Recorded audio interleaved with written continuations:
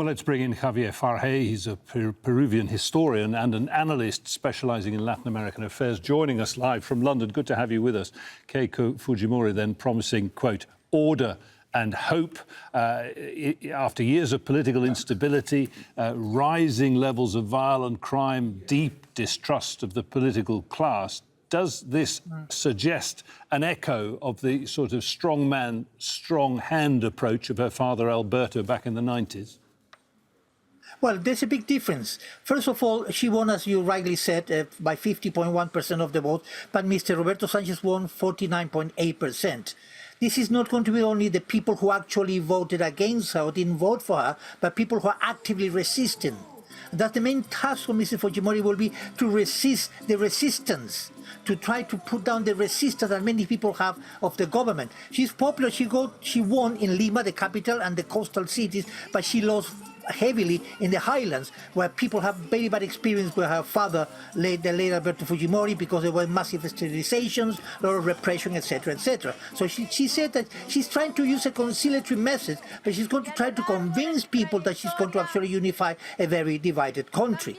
Now, as your correspondent rightly explained in her report, she's passed laws with the support of, and the last government with the support of her party, to appoint people on her side. However, this is going to be different because the new Congress and the new Senate, which has been reestablished after many years, she doesn't have a full majority. That means that and Mr. Roberto Sanchez has already established alliances to create a strong opposition to Mrs. Fujimori, and he might even manage to snatch some votes to pass votes of no confidence of her ministers or herself. So, but she said that she's trying to have unify the country. She's not going to unify the country, but she's going to have to work very hard to convince the people in Peru. Now, in Peru, there's a tradition of the first 100 years, like a honeymoon. She won't have a honeymoon in Peru. She has to start straight away to solve problems. One of the reasons why this extreme right candidates have been winning, Antonio Cast in Chile, Abelardo Espriella in Colombia, is insecurity. And that's one of the problems that Peru faces. So she's going to have to tackle the insecurity in Peru, because one of the reasons why people voted for her was because she has promised to tackle the insecurity in the country.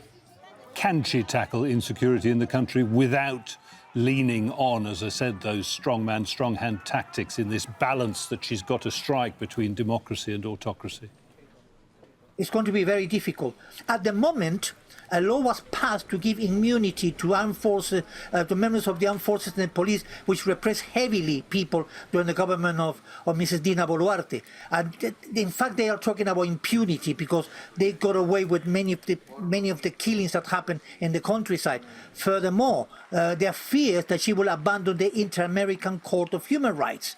So we are talking about already signs that she may want to resort to some authoritarian methods to tackle insecurity. But as we have seen, for example, in El Salvador, with Nayib Bukele, this has led to violations of human rights. So it's going to be very difficult. Insecurity is very, very difficult, very serious in Peru, especially in the small businesses and the transport sector, where there's killings, there's extortion, there's all these problems there, this street crime. So it remains to be seen whether she's going to keep a balance between fighting insecurity, which is a very big problem in Peru, and respecting certain human rights. If she doesn't do that, she would face a massive opposition in Peru, because, as I said again, those who didn't vote for her, those who voted against her, will actively campaign against her.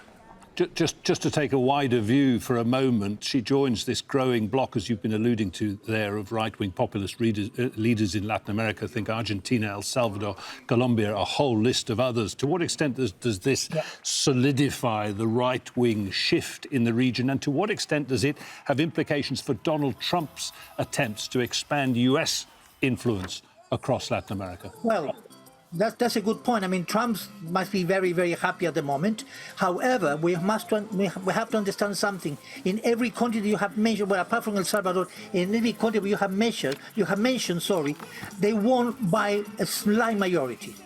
Like the countries, Chile, Colombia, Peru, they are deeply divided. There is almost half of the population in the country which will not allow these presidents to adopt authoritarian attitudes. So yes, it's true that it has actually it's a wave of right-wing and far-right presidents in Latin America. But on the other hand, there is a huge member of population, almost half of every country, which will oppose that, and that will make it very difficult for them to get away with authoritarian measures if that's what they want to do. So we have to be watch the space, really.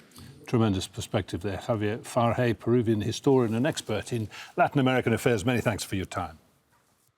Thank you very much.